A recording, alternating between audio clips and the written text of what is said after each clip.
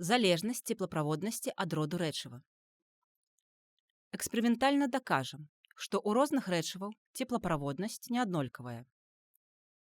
Для гэтага нам спатрэбіцца штатыў, жалезны, латунны і алюмініевы стрыжні, шайба для мацавання стрыжняў, цвікі, пластылін, спіртоўка, запалкі.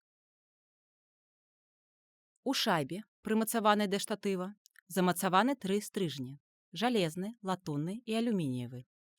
Да стрыжняў пластылінам прымацавана некалькі аднолькавых цвікоў. Награваем шайбу ў полымі спіртоўкі.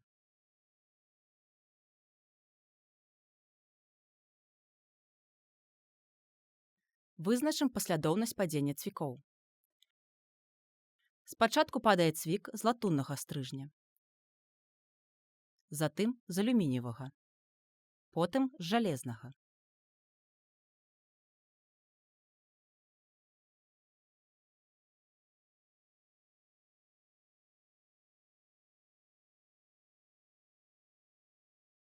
Такім чынам, цеплаправоднасць залежыць ад роду рэчыва.